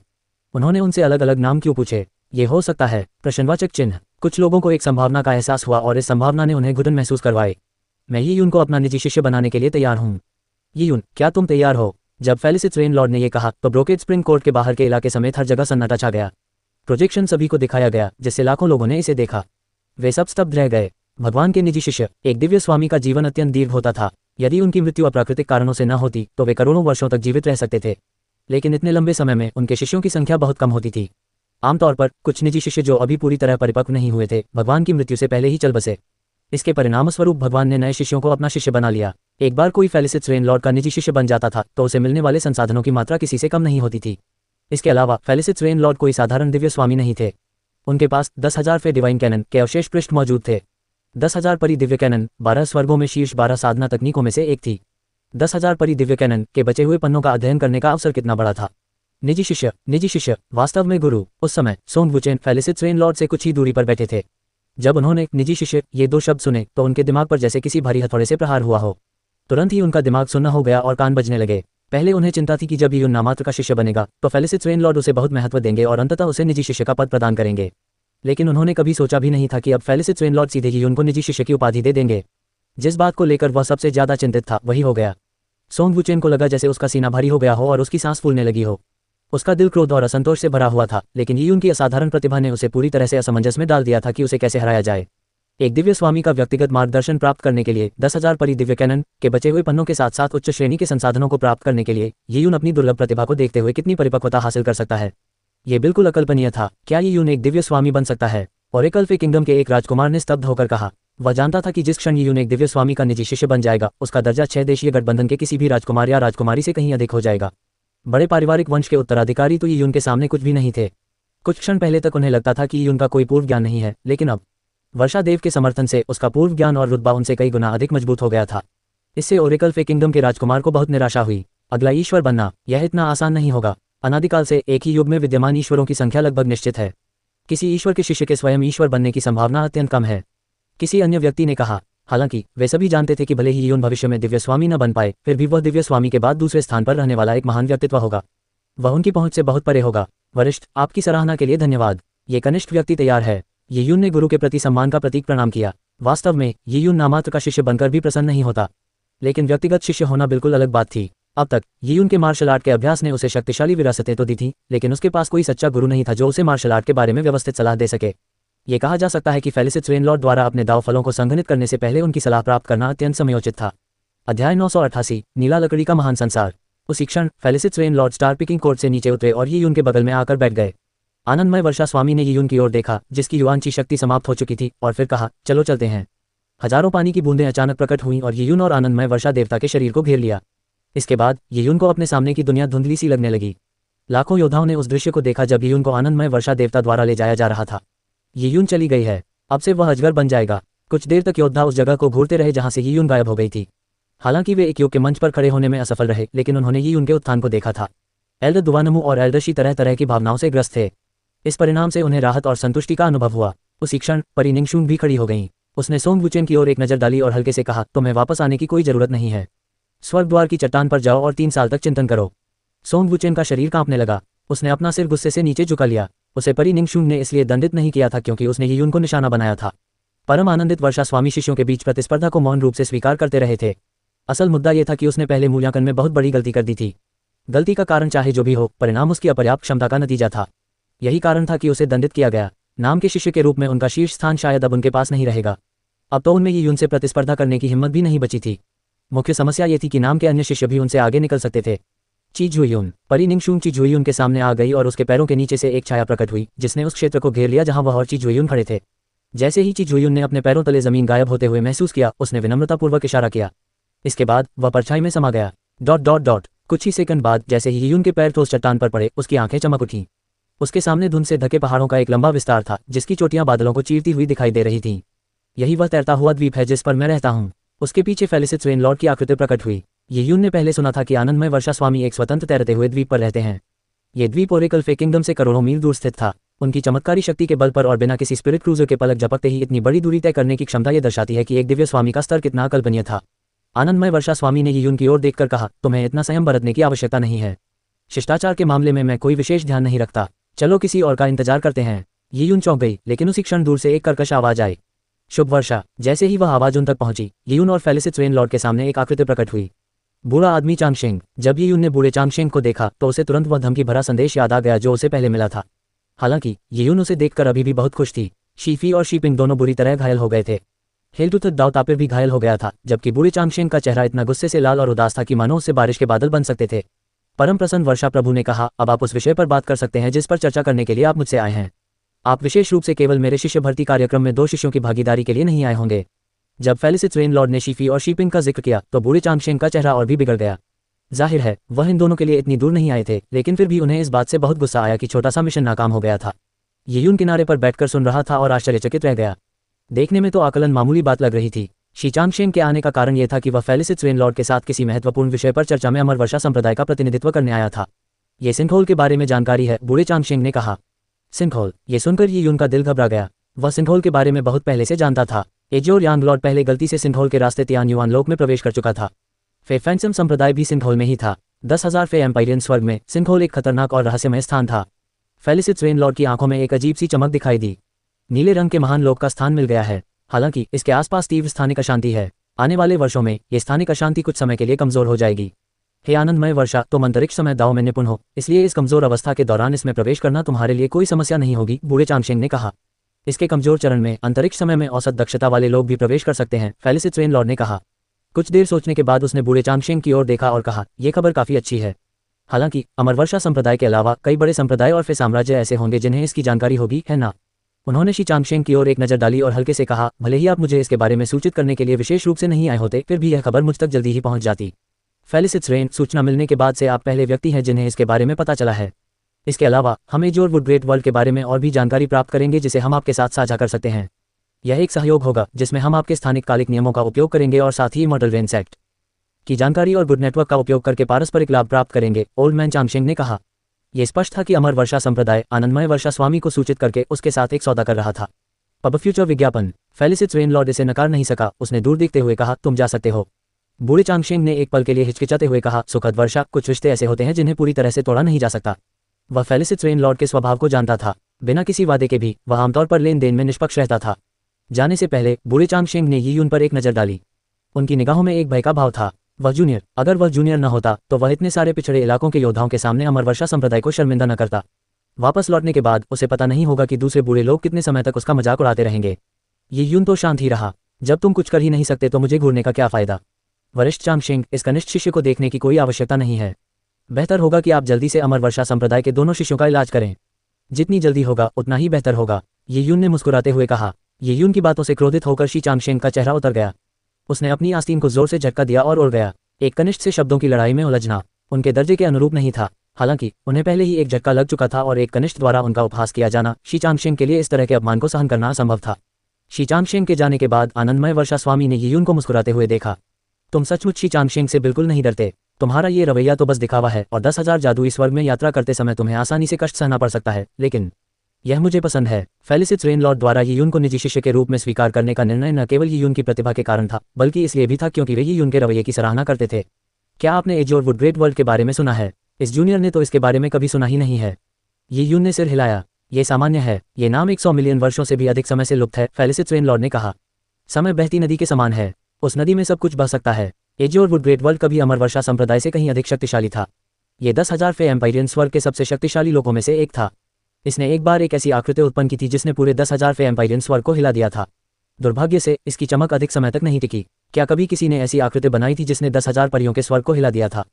फेलिसिस रेनलॉर्ड के लिए ये किस प्रकार का अस्तित्व रहा होगा कि वह इसे संपूर्ण 10,000 फे एम्पायरियन स्वर्ग को हिला देने वाला बताए। फिर भी क्या ऐसा संसार अंततः क्षीण हो गया? कुछ वर्षों में मुझे संभवतः इस द्वीप को छोड़कर एजोर वुड ग्रेट वर्ल्ड में जाना होगा। इसमें कितना समय लगेगा ये तो पता नहीं, लेकिन इन कुछ वर्षों में मैं इस तैरते हुए द्वीप पर रुककर तुम्हें मार्शल आर्ट का प्रशिक्षण दूंगा, फेलिसिस रेनलॉर्ड ने कहा। बस कुछ ही वर्षों में? यीयुन का चेहरा गंभीर हो गया। योद्धाओं के लिए कुछ साल बहुत कम होते हैं। हालांकि एक दिव्य स्वामी से कुछ वर्षों का मार्गदर्शन प्राप्त करना एक बहुत बड़ा अवसर था, जिसके बारे में अनगिनत योद्धा सपने में भी नहीं सोच सकते थे। समय आने पर मैं तुम्हें दाओ मैनिफेस्टेशन क्षेत्र से लेकर दाओ पैलेस क्षेत्र तक की साधना तकनीकें सिखाऊंगा, तुम्हें अपने पास सुरक्षित रखे हुए अनमोल ग्रंथ दूंगा और तुम्हारी साधना के लिए पर्याप्त संसाधन उपलब्ध कराऊंगा, फेलिसिस रेनलॉर्ड ने कहा। आनंदमय वर्षा देव को कुछ खेद हुआ। उस समय उन्होंने यीयुन के लिए एक मानदंड निर्धारित किया था और यीयुन ने उस मानदंड को पूरा किया था। यीयुन ने अपने जीवन को जोखिम में डालने तक हर तरह के खतरों का सामना किया था ताकि अंततः वह उनका शिष्य बन सके। दुर्भाग्यवश कुछ वर्षों में उसे नीले वन के महान लोक में प्रवेश करना था। अगर ऐसा न होता तो वह यीयुन पर ध्यान केंद्रित करता और एक सदी तक उसका मार्गदर्शन करता। हालांकि यीयुन को लगा कि एक गुरु के रूप में आनंदमय वर्षा स्वामी को पहले से ही बहुत जिम्मेदार माना जाता था। वह जानता था कि कई शक्तिशाली व्यक्तित्व अपने शिष्यों के मार्गदर्शन में बहुत कम समय देते हैं। वे अक्सर एकांतवास में चले जाते हैं, जिससे शिष्यों के लिए अपने गुरुओं से एक बार भी मिलना मुश्किल हो जाता है। जैसा कि कहावत है, आप घोड़े को पानी तक ले जा सकते हैं लेकिन उसे पानी पीने के लिए मजबूर नहीं कर सकते। अध्याय 989, स्वर्ग के आगमन की पुस्तक। यीयुन, मेरे साथ आनंदमय वर्षा धाम चलो। उस धाम में केवल मुझे और निंगशून को ही प्रवेश की अनुमति है, लेकिन चूंकि तुम मेरे निजी शिष्य बन गए हो इसलिए तुम भी प्रवेश कर सकते हो, आनंदमय वर्षा धाम ने कहा। यीयुन उत्सुक हो गया। क्या आनंदमय वर्षा देवता ने तैरते हुए द्वीप पर एक और निवास स्थान बनवाया था? बूम! अपनी आस्तीन झटकते ही यीयुन की आंखों के सामने का नजारा धुंधला हो गया। उसे लगा जैसे अंतरिक्ष विकृत हो रहा है और अगले ही पल वह एक ऐसे स्थान में प्रवेश कर गया जिसके पीछे एक दरवाजा था। यह क्या है? यीयुन ने जैसे ही अपने पैरों पर संतुलन बनाया उसने तुरंत चारों ओर देखा। यह एक विशाल और भव्य निवास था। द्वार के पार एक विशाल संसार था जिसमें एक विशालकाय अमर पर्वत विराजमान था। बादलों में एक महल धुंधला सा दिखाई दे रहा था। निवास के भीतर एक भयानक दबाव व्याप्त था और इस दबाव में अमर पर्वत का सबसे बड़ा योगदान था। 10,000 दिव्य परियों के पवित्र ग्रंथ के बचे हुए पन्ने यहीं संग्रहित हैं, फेलिसिस रेनलॉर्ड ने कहा। यह वह स्थान है जिसे मैंने बहुत समय पहले एक शत्रु से प्राप्त किया था। क्या ये किसी शत्रु से प्राप्त हुआ था? ऐसे निवास का मालिक होना, भले ही वह दिव्य स्वामी न हो, फिर भी निश्चित रूप से एक असाधारण सर्वोच्चता का प्रतीक होगा। आनंदमय वर्षा स्वामी हाल ही में दिव्य स्वामी बने थे, इसलिए यह बहुत संभव है कि उन्होंने दिव्य स्वामी बनने से पहले ही यह निवास प्राप्त कर लिया हो। नीले यांग स्वामी और महान महारानी ने तियान युआन लोक में इसी तरह का एक निवास स्थान छोड़ा था। जहां तक शुद्ध यांग तलवार महल के स्वामी के निवास स्थान की बात है, वह एक लोक का एक अंश था। ये दोनों निवास स्थानों से कहीं अधिक विशाल और भव्य था, इसलिए यह अज्ञात था कि शुद्ध यांग तलवार महल का स्वामी कितना शक्तिशाली था। उस आवास को देखकर यीयुन का दिल खुशी से भर गया। ऐसा चलता फिरता आवास बेहद सुविधाजनक था। इसे अपने साथ ले जाकर वह इस विशाल संसार में कहीं भी जा सकता था। आनंदमय वर्षा देवता ने यीयुन के विचारों को पढ़ते हुए हंसते हुए कहा, एक योद्धा के लिए महत्वाकांक्षा रखना अच्छी बात है। शक्ति के आगे निवास का कोई महत्व नहीं। यात्रा के दौरान आपको कई धनी लोग मिलेंगे जो अंततः अपनी ही मृत्यु को गले लगा लेंगे। ये सुनकर यीयुन असमंजस में पड़ गया कि क्या प्रतिक्रिया दे। आनंदमय वर्षा स्वामी स्पष्टवादी और सहज स्वभाव के थे, यह उनके शिष्य के प्रति उनके दिखावे से स्पष्ट था। मैंने तुम्हारा आकलन देखा है, इसलिए मैं तुम्हारे मार्शल पद, नियमों और प्रतिभा को अच्छी तरह समझता हूँ। तुम्हारा दाव डोमेन बहुत खास है क्योंकि इसमें विनाश की अवधारणा समाहित है, लेकिन तुम्हारी साधना तकनीक और बुनियाद अब बाकियों के बराबर नहीं है, फेलिसिस रेनलॉर्ड ने कहा। यीयुन की परीक्षा लेने का उनका उद्देश्य केवल ये देखना नहीं था कि यीयुन मूल्यांकन में कैसे उत्तीर्ण होता है, बल्कि इससे भी महत्वपूर्ण बात यह थी कि वे यीयुन की ताकत और कमजोरियों का अवलोकन कर सकें। एक दिव्य स्वामी की आयु लंबी होती थी, लेकिन उनके द्वारा भर्ती किए जाने वाले व्यक्तिगत शिष्यों की संख्या बहुत अधिक नहीं होती थी। यीयुन की साधना तकनीक महान महारानी हृदय सूत्र थी, जो तियान युआन जगत में सर्वोच्च साधना तकनीकों में से एक थी। लेकिन यीयुन की शक्ति में वृद्धि और उसकी मार्शल आर्ट में आए बदलावों के कारण महान महारानी हृदय सूत्र धीरे धीरे उसके लिए अनुपयुक्त होती जा रही थी। यीयुन को साधना तकनीकों के लिए विशेष रूप से एक गुरु की आवश्यकता थी। फेलिसिस रेनलॉर्ड ने आगे बढ़कर कहा, मेरे पीछे आओ। हरे भरे अमर पर्वत पर एक विशाल महल परिसर था और आनंदमय वर्षा स्वामी ने यीयुन को महलों की भूल भुलैया से होते हुए एक बड़े और भव्य महल में प्रवेश कराया। अंदर प्रवेश करते ही यीयुन वहां जो कुछ भी देखा उससे तुरंत आकर्षित हो गया। अनगिनत किताबें हवा में उड़ रही थीं। इन किताबों से इतनी शक्तिशाली तरंगें निकल रही थीं कि यीयुन को उनमें से कोई भी किताब उठाकर पढ़ने की इच्छा नहीं हुई। उड़ने वाली सभी किताबें सीलबंद थीं। यहाँ मौजूद साधना तकनीकों की पुस्तकें मैंने वर्षों से एकत्रित की हैं। इनमें से कुछ पुस्तकें पारिवारिक कुलों के संप्रदायों या मार्शल आर्ट की विरासत से आई हैं। यहाँ 10,000 से अधिक पुस्तकें हैं, फेलिसिस ट्रेन लॉर्ड ने कहा। ये यून मन ही मन बहुत हैरान थी। ये तो बहुत ज्यादा था। ईश्वर के पास पुस्तकों का विशाल संग्रह था जिसकी कल्पना भी नहीं की जा सकती थी। एक बार जब उस तरह का कोई दिव्य स्वामी अपना संप्रदाय स्थापित कर लेता है तो वह तुरंत एक शक्तिशाली गुट का निर्माण कर सकता है। मैंने खेती की तकनीक से संबंधित ये सभी किताबें पढ़ ली हैं, फेलिसिस ट्रेन लॉर्ड ने कहा। कौन जानता था कि उन सभी को पढ़ने में उसे कितना समय लगा होगा। फिलहाल आपको 10,000 दिव्य परियों के ग्रंथ के बचे हुए पन्नों के बारे में चिंता करने की कोई आवश्यकता नहीं है, क्योंकि वे आपके लिए बहुत गहन हैं। इसके अलावा इसमें कुछ पन्ने गायब भी हैं। अभी आपको एक संपूर्ण और व्यवस्थित साधना तकनीक की आवश्यकता है। फेलिसिस ट्रेन लॉर्ड ने यह कहते ही उड़ती हुई किताबों को पकड़ने के लिए अपना हाथ बढ़ाया। तुरंत ही कुछ किताबें उसके सामने तैरने लगीं। ये स्वर्ग अग्नि प्रज्वलित सौर सूत्र स्वर्ण कौवा वंश की एक विरासत साधना तकनीक है। आपके पास शुद्ध यांग शरीर है जो इसे साधना के लिए आपके लिए अत्यंत उपयुक्त बनाता है। इस साधना तकनीक की शैली अदम्य, क्रूर और उग्र है। स्वर्ण कौवा वंश के जो अनुयायी इस तकनीक का अभ्यास करते हैं वे बरसेरकर कहलाते हैं, जिनकी पहचान उनके लाल बाल और लाल आंखें होती हैं। वे सभी बलवान और साहसी होते हैं, इसलिए 10,000 परी साम्राज्य में उन्हें अक्सर युद्धों में भाग लेने के लिए नियुक्त किया जाता है। आनंदमय वर्षा स्वामी ने परिचय दिया। बरसेरकर ये यून ने खुद को लाल बालों और मजबूत मांसपेशियों के साथ कल्पना की। वह साधना तकनीक ची जुयुन को ज्यादा बेहतर लगती थी। ये पवित्र रक्त सूत्र एक विचित्र मार्ग अपनाता है। एक बार जब आप इसमें गहन ज्ञान प्राप्त कर लेते हैं तो आपका ठिकाना अज्ञात और अनिश्चित हो जाएगा। आवश्यकता पड़ने पर आप अपने रक्त का उपयोग करके ऐसी शक्ति का प्रहार कर सकते हैं जो आपकी सीमाओं से कहीं अधिक शक्तिशाली हो। भविष्य में जब आप यात्रा पर होंगे तो कई बार आपका जीवन खतरे में पड़ जाएगा। ये जीवन की रक्षा करने की एक साधना तकनीक थी। साधना की तकनीक बुरी नहीं थी, लेकिन ये उनको इस पर संदेह था। एक योद्धा होने के नाते वह अधिक पारंपरिक मार्ग अपनाना पसंद करता था। आखिरकार यही सबसे अच्छा तरीका था। मार्शल आर्ट का अभ्यास करने का उनका उद्देश्य लगातार भागने या जीवित रहने के बारे में सोचना नहीं था। आनंदित वर्षा स्वामी ने देखा कि यून को पवित्र रक्त सूत्र में कोई रुचि नहीं थी। फिर उन्होंने सिर हिलाकर कहा, इसे चुनकर आप अपनी स्थिति के अनुकूल रहेंगे, लेकिन इसे न चुनकर आप मेरी मंशा के भी अनुकूल रहेंगे। नवस्थापित दिव्य स्वामी के रूप में आनंदमय वर्षा स्वामी ने कई बार लोगों को मारा था। उनका युद्ध मार्ग शिकायतों का निपटारा करने और शीघ्रता से बदला लेने का था। ये नियमावली एक अद्वितीय व्यक्तित्व से आई है जिसने कभी 10,000 परियों के स्वर्ग पर शासन किया था। उद्धरण चिन्ह। आनंदमय वर्षा देवता ने एक प्राचीन पत्थर की डिस्क निकाली और कहा, यदि आपकी रुचि हो तो आप इसे आजमा सकते हैं। जहां तक इसकी मजबूती की बात है, ये कहना मुश्किल है कि यह मजबूत है या नहीं। क्या ऐसी कोई साधना तकनीक भी थी? क्या एक दिव्य स्वामी भी इसके बारे में नहीं बता सकता था? ये यून ने उत्सुकता से पत्थर की डिस्क को देखा। इसे स्वर्ग के आगमन की पुस्तक कहा जाता है। ये समय से संबंधित एक साधना तकनीक है। मुझे भी समय के दाव में कुछ उपलब्धियां प्राप्त हैं, लेकिन मेरा समय का दाव एक अन्य साधना तकनीक से आया है, इसलिए अब इसे बदलना बहुत देर हो चुकी है। अंतरिक्ष समय का दाव अपने परिवर्तनों में अप्रत्याशित है। ब्रह्मांड की उत्पत्ति से ही समय का अस्तित्व रहा है, इसीलिए इसे स्वर्ग का आगमन कहा जाता है। लोगों की मृत्यु या पदार्थ के विनाश के कारण समय नहीं रुकेगा जब तक कि पूरा ब्रह्मांड पूरी तरह से नष्ट न हो जाए। वही स्वर्ग का अंत होगा। स्वर्ग के आगमन से लेकर स्वर्ग के अंत तक स्वर्ग के आगमन की पुस्तक ब्रह्मांड के लिए समय की शुरुआत है। कई योद्धा मार्शल आर्ट में प्रतिभाशाली होते हैं, लेकिन समय स्थान के दाव में प्रगति करना उनके लिए मुश्किल होता है। इसीलिए मैंने कहा था कि यह बताना कठिन है कि यह मजबूत है या नहीं, फेलिसिस ट्रेन लॉर्ड ने कहा। आप पहले इसे एक बार देखकर देख सकते हैं। अंतरिक्ष समय का दाव दो प्रणालियों का एकीकरण था। चाहे वह अंतरिक्ष हो या समय, उनमें से कोई भी एक महान दाव था। कई योद्धा उनमें से किसी एक को भी समझना चाहते थे, लेकिन जितना वे समझ पाते थे वह बहुत कम था। आनंदमय वर्षा स्वामी चाहते थे कि यून भी इसे देखे ताकि उन्हें भी इसकी कठिनाई का पता चल सके। यून ने स्वर्ग के आगमन की पुस्तक नामक डिस्क उठाए और जैसे ही उसने अपना ध्यान उस पर केंद्रित किया, उसे तुरंत ऐसा लगा जैसे दुनिया उलट गई हो। आकाशीय पिंड लगातार घूम रहे थे और उसके कानों में रेत गिरने जैसी सरसराहट की आवाज सुनाई दे रही थी। एक उफनती नदी प्रकट हुई। यह विस्मृति की नदी थी और उसमें अनगिनत आकृतियां थीं। उनके जीवन से मृत्यु तक के अनुभवों के दृश्य विस्मृति की नदी के भीतर तेजी से कौंध गए।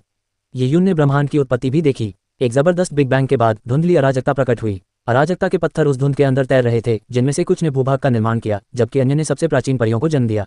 वे शीघ्र ही मिलकर विशाल संसारों में विलीन हो गए, लेकिन बाद में वे संसार ढह गए, जिससे जीवन का अंत हो गया। सब कुछ एक बार फिर शून्यता में विलीन हो गया। यून एक के बाद एक दृश्य देखता रहा। शुरुआत में उसकी भावनाएं लगातार उन दृश्यों से प्रभावित होती रहीं, लेकिन धीरे धीरे वह उनसे खुद को अलग करने लगा और एक तीसरे पक्ष के रूप में दृश्यों को देखने लगा। तियान युआन लोक में यून ने पहले काले कवच वाले दानव देवता के साथ युद्ध के दौरान अंतरिक्ष के मार्ग का ज्ञान प्राप्त किया था। अब यह समय का मार्ग था। जैसे ही यून महल के भीतरी भाग में लौटा, उसके सामने की चीजें धुंधली हो गईं। वह पहले की तरह ही चल रहा था और उसके हाथ में अभी भी स्वर्ग के आगमन की पुस्तक थी। उसने अभी अभी जो कुछ भी अनुभव किया था वह महज एक भ्रम था। अध्याय 990 समय की तलवार। यून ने स्वयं को स्वर्ग के आगमन की पुस्तक में लीन कर लिया। पत्थर की डिस्क पर अंकित पाठ का एक छोटा सा हिस्सा ही था, लेकिन अधिकांश भाग समस्त पदार्थ के संसार के दृश्यों से भरा हुआ था जो समय के मार्ग को प्रकट करता था। धीरे धीरे समय बीतता गया और आनंदमय वर्षा स्वामी एक तरफ खड़े होकर प्रतीक्षा करते रहे। उन्होंने महसूस किया कि यून को कुछ अंतर्दृष्टि प्राप्त हो गई है, इसलिए उन्होंने उसे परेशान नहीं किया। 6 घंटे बाद यून ने अपनी आंखें खोलीं। तुमने क्या देखा? फेलिसिस ट्रेन लॉर्ड ने पूछा। यून ने अपना हाथ आगे बढ़ाया और उंगली से शून्य को छुआ। तुरंत ही मुरझाने की अवधारणा उसकी उंगली की नोक पर प्रकट हुई और उससे एक सुस्त और शुष्क आभा निकलने लगी। फेलिसिस ट्रेन लॉर्ड की आंखों में आश्चर्य की एक झलक दिखाई दी। यह मुरझाने की अवधारणा है जिसे इस शिष्य ने संयोगवश ग्रहण कर लिया, यून ने कहा। समय हर चीज में व्याप्त है। विनाश दाव डोमेन समय के अंत का प्रतिनिधित्व करता है, जबकि मुरझाने की अवधारणा समय के बीतने को दर्शाती है। मुरझाने की अवधारणा को युन ने शुद्ध यान तलवार महल में दाव वृक्ष के सामने समझा था। उसके बाद उसने मृत्यु आत्मा की लकड़ी को आत्मसात कर लिया, लेकिन 10,000 परी साम्राज्य स्वर्ग में आने के बाद उसकी मुरझाने की अवधारणा शक्तिहीन होने लगी। अवधारणा में कोई सुधार न होने के कारण यह उसकी शक्ति के अनुरूप नहीं रह गई।